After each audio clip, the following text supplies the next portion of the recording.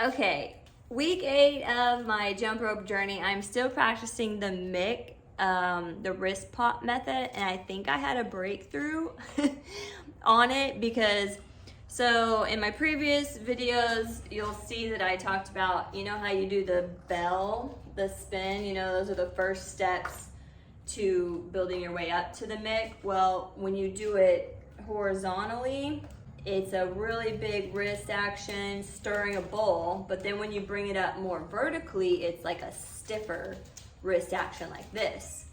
Oh, that's how I could at least stay in it, you know? So with bringing it up, you know, to do the actual Mick, it's more vertically, right? So that's how I've kind of been doing my wrist. Today, I was like, there's gotta be something to it. So I was like, I'm gonna try flicking my wrists more than keeping it stiff. And I think that's the breakthrough, because pretty much every time the handle hit my hand, but like destroyed my hand. Like I didn't catch it, but it was hitting my hand so hard, like tingles went through my body. But I knew that it was landing in the right place every time. I just wasn't catching it. So I was trying to like get the speed of my rope down to be coordinated with my speed of catching it with my hand. I got 6 catches in like maybe 20 minutes, and so, but it just felt right. But my bump was starting to get sore, so I kind of moved on to learning the tissue box Mick release too. So I'm gonna like alternate between both of these. Just because of injuries. I feel like I need body armor to jump rope because this one doesn't hit any part of your body. You flick it out like that. So with practicing it,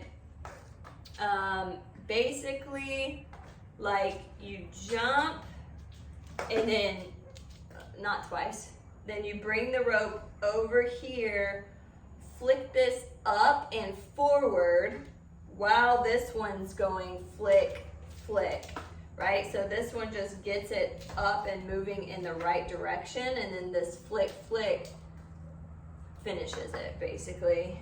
And then once you get that down, you can bring it over to your side. But anyway, so it's like, kind of like that. So they said, like, don't even really practice catching it right now. Try to get that flick, flick, and then the next step is bringing it over, but I kind of just do it all in one. Like that. So anyway, that's what I've been practicing today.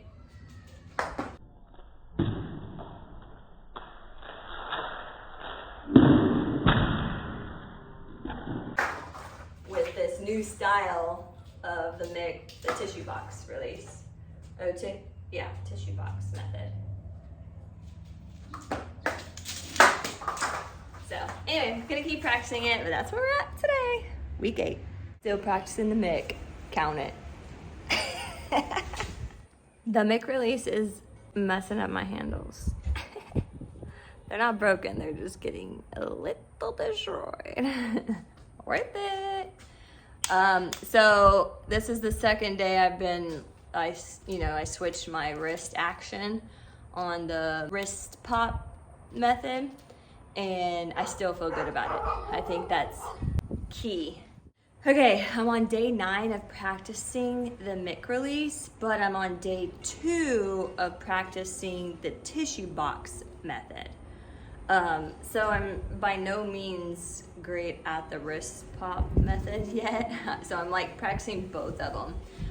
But today I got my first catch on the tissue box method, so that was exciting.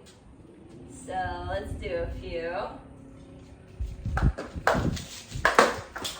Still feels pretty awkward because you have to throw forward with your left hand, which is not coordinated, while you do a flick of the wrist on this hand, you know, so there's a lot going on in my brain.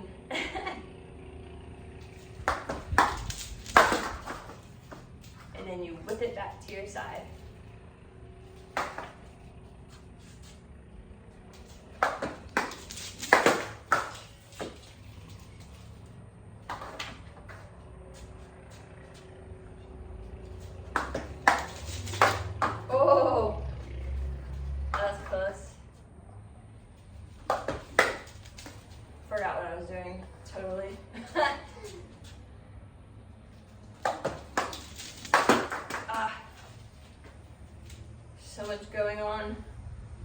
in this movement. That was terrible.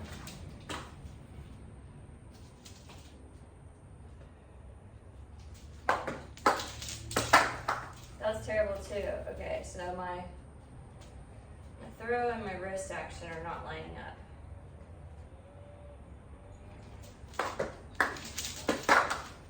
Forward, forward. I keep going like back, like it's like that, and it's screwing me up.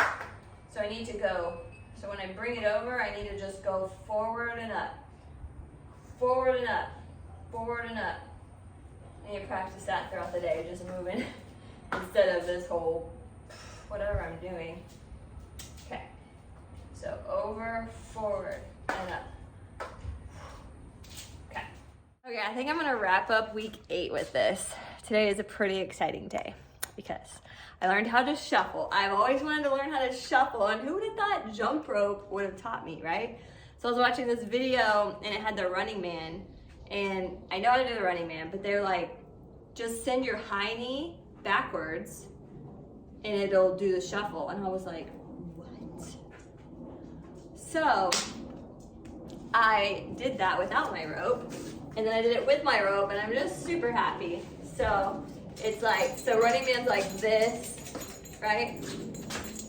Well, the shuffle is like this, and then with your knee backward, your foot backwards, the knee that goes up goes backwards versus in the front.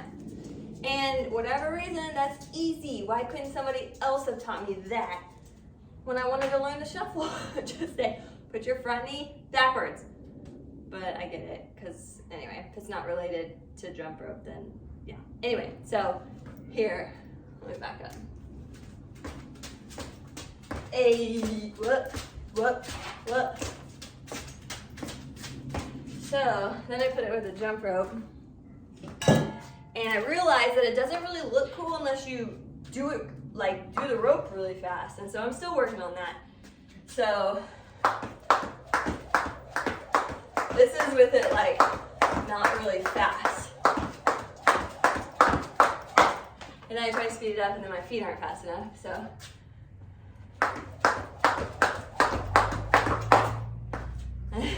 I'm working on it.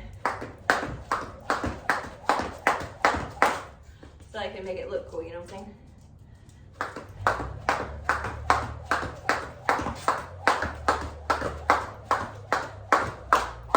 Oh, great.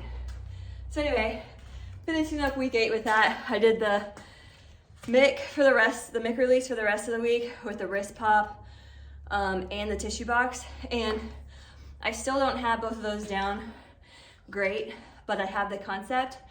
So what I decided to do was practice that at the end of my practices every day when I'm tired. Like this one, you know, there's a lot of jumping. So towards the end, I'm tired. But that's a great one to practice when you're tired, because it's like one jump and then you're working on the technique, really. So that's what I'm gonna do, because I've already practiced 10 days on that mic release, which I know isn't super long. And I've caught it several times, but it's by no means like I'm catching it every time. No, we're not there yet. So anyway, I'm gonna move on and like start learning new moves again, and then keep practicing the mic release every time. So that's my plan. Because I think if I just keep practicing it until I get it down, like for my whole session every day, I think I'm gonna go crazy.